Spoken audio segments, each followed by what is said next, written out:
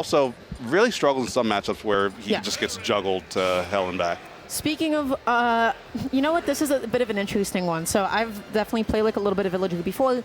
This is a fascinating one where a lot of Terry's hitboxes are able to persist long enough, be active through a lot of what Villager is trying to set up. It's all about catching Terry both in the startup and in the end lag. If you're trying to hit him through side B, if you're trying to hit him through power dunk, I mean, that's going to be a really difficult time. Right now, Willy's already doing an amazing job of just kind of getting in on Duskrunner. Ooh, and actually trying to go for it all right there with an early spike. Doesn't find it, but is going to get a lot more damage with those F-tilts and the crack shoots. And, uh-oh, this could be... Oh. Huh?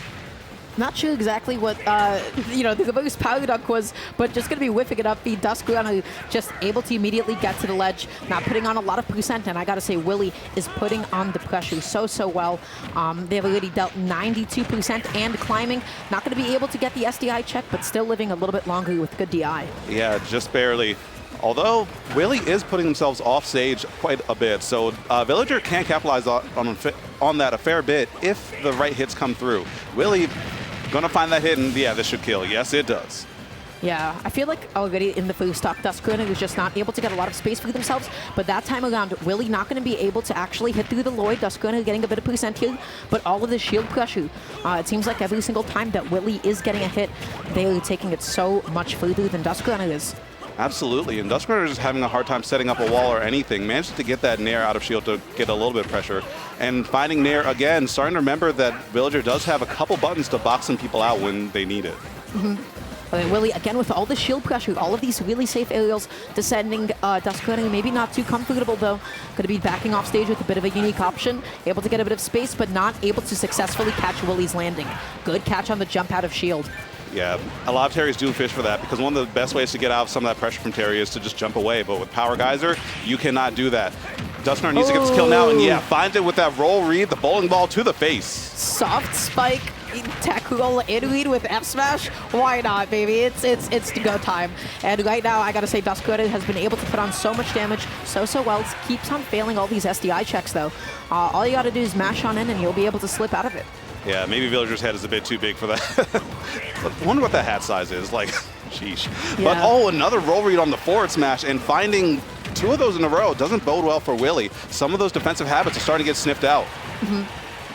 Okay, now just needs a really gentle way to be able to make it back onto the stage. Willy going to be respecting the Lloyd, but Duskrunner never ends up immediately snapping onto the ledge. I'm not really sure what the intention is. We are 3 for 3 on these F smashes, Dara. This is absolutely wild. But the Buster Wolf managed to sneak right to the other side and get that kill post-haste.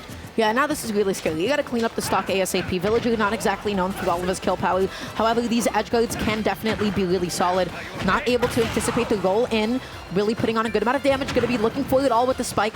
Not going to be able to get it. Keeps fishing for it and has committed a little bit too much and finds themselves off stage. Yeah, but the thing is, now they're kind of playing with house money. Willy just getting all that damage in there and has a lot of rage and keeps go. And whoa!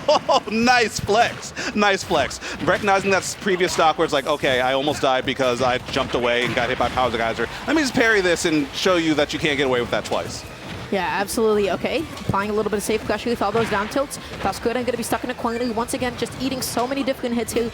Willy is going to be looking for a way to finish it all. Okay, interesting choice there, but nothing that's actually going to be able to KO quite yet. This should be it, though. Yep, the rising tackle.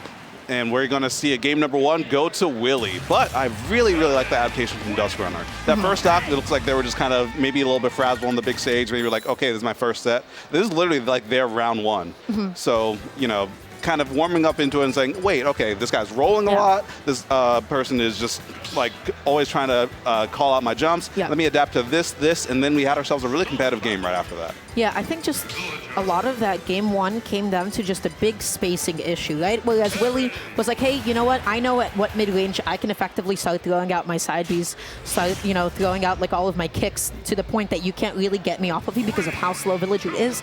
Duskrunner was never able to preemptively set up a lot of traps. That time around, though, had enough space to be able to dash back Lloyd, catch it, but then giving up that much space, it can be super risky, super dangerous. I feel like Kalos is such a good pick here just because you have all of this just flat ground to play around. Yeah, and on top of that, you have your little umbrella above you at the ledge. So Villager might like to end up at the ledge a fair bit, or making sure that Terry doesn't have another way in with the platform above. kind of makes it a little bit easier to set up that wall. And also gives you a few more options for edge guarding. No jump here. Willy actually might be dead, but commits to the bit a little bit too hard there. Yeah, I think Duskrunner is like really fishing through like a lot of high commitment kill options. Well, then sometimes, you know, you just have to go through whatever is easiest or maybe what is just enough to be able to kill at that point. What's a little bit less committal. Now you're finding yourself stuck at the ledge against Telly. This is such a nasty place to be in. That's going to be the stock. Willy just capitalizing on that drop down double jump so well. Absolutely, and I love the power geyser as just a confirm. I think use the either up tilt or the spot dodge cancel just kind of set that up beautifully, and Duskrunner wasn't able to DI away. Whoa, what a call out. Where you going, kid? Move is so active. That move is so big. But Willy finally going to be knocked away from Duskrunner a little bit longer. Still go on the active, on the ready, catching that air dodge in. It seems like Duskrunner is just not like able to get like a lot of clean hits on Willy. Yeah, and this is kind of a mirror of a situation that we saw in the previous game where things were even until they weren't. And now Buster Wolf, checking your homies. Checking your homies, always. That dash in to bait the roll in, and then just to be able to capitalize on that so well, to be able to get a kill like that, that is just Willy playing with a lot of confidence right now. Duskrunner not able to get them off of them, but finally going to be catching the high recovery, not going to be committing to a bowling ball, but all it took was just one well-spaced slingshot hit.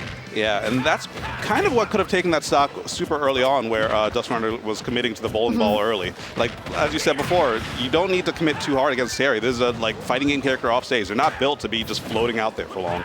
Yeah, absolutely. And dash attack going to be so active, still going to be able to find a late hit. Willy, you know what? If you have a 2-to-1 stock lead like that, you can go all the way out there. It does not matter, especially if you're not getting punished.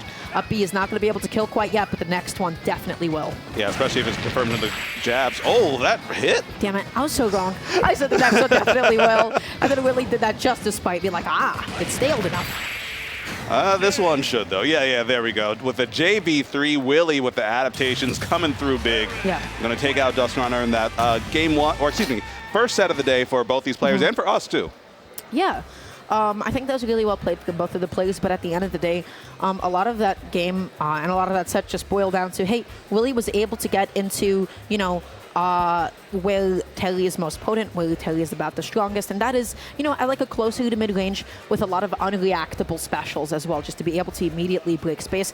I feel like also Duskrunner was not really able to match a lot of Terry's damage output, and then especially when Terry was off stage, that is when he is, you know, technically most vulnerable. This is where Villager really should be exceeding the most, right? Finding those edge guards, finding those like off-stage kills. I think Willy just did a really good job of moving around a lot of things, and some of those F smashes were like, you know, definitely pretty committal. You don't need to get what's going to be like overkill. You just need what is going to be just enough, what's going to be the easiest thing for you to execute, the easiest thing for you to be able to land. Because you commit a little bit too much, and then all of a sudden they get back onto the stage. Now you're going to be fighting with them again, and you got to play neutral with Terry all over again. And you never want to do that for too long. The longer you can keep Terry in disadvantage, the happier you'll be. Yeah. And that's something that matters a lot, especially like as players are starting to level up.